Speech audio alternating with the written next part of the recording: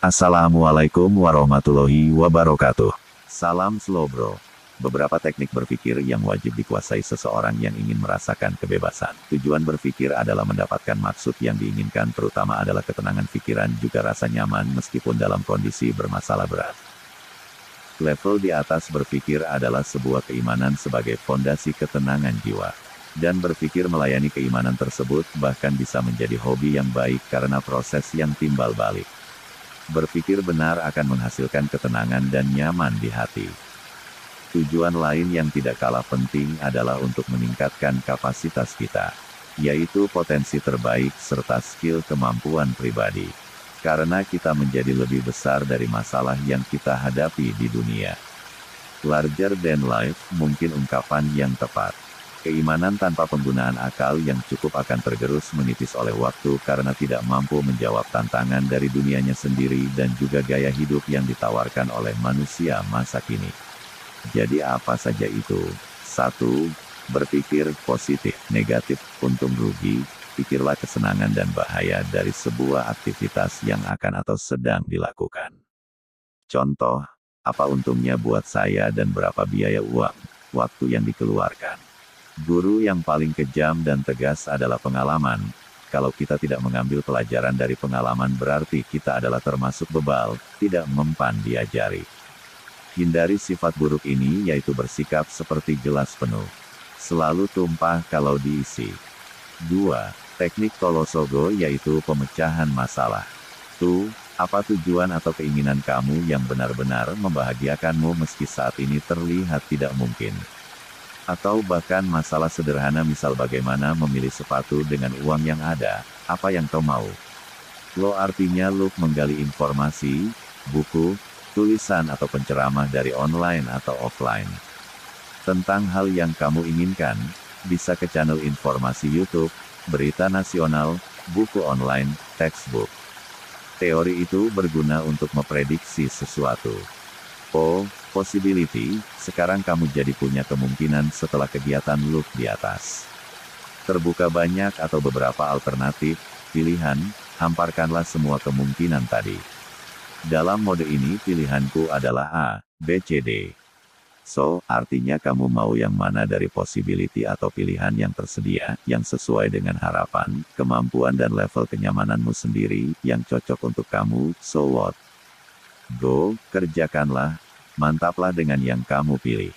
Jangan ragu, karena manusia selalu mungkin salah tapi kita akan terus belajar ketika sudah memilih dan ternyata meleset, maka itulah saat untuk mempelajari kesalahan.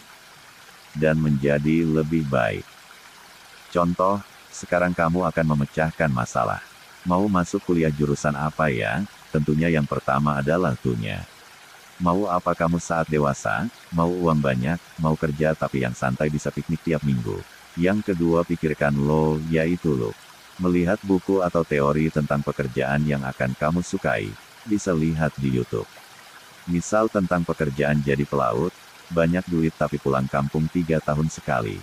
Yang ketiga adalah yaitu kamu sudah punya gambaran pilihan yang kira-kira kamu suka. Dan seterusnya. Skill berpikir itu harus dilatih sedikit demi sedikit sehingga menjadi kebiasaan yang baik. Jika tidak dilatih, maka otot berpikir kita akan menjadi lemah. Dan akan tampak bodoh dalam pergaulan sosial.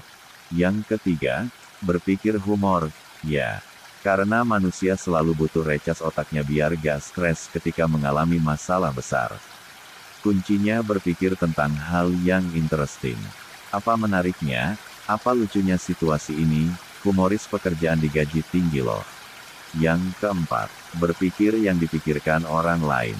Ini adalah inti dari manusia sebagai makhluk sosial. Memahami apa yang dipikirkan orang lain. Berpikirlah kalau kita jadi dia. Kira-kira bagaimana? Contoh sederhana. Bagaimana kalau aku buang sampah di sungai? Orang di bawah sana senang atau tidak ya? Apa akibatnya bagi orang lain, baik burukkah, kira-kira kalau orang lain aku cuekin? Gak dibales chatnya, dia suka tidak ya? Kalau dia gak suka apa yang akan dia balas kepadaku? Lebih jauh apakah dia mau kerjasama dengan aku kalau aku butuh dia suatu saat nanti? Yang kelima, critical thinking. Yaitu berpikir benar dan salah. Ini yang diajarkan di sekolah. Hanya ada satu jawaban benar saja dari 5 pilihan jawaban. Jadi tidak ada itu relativitas.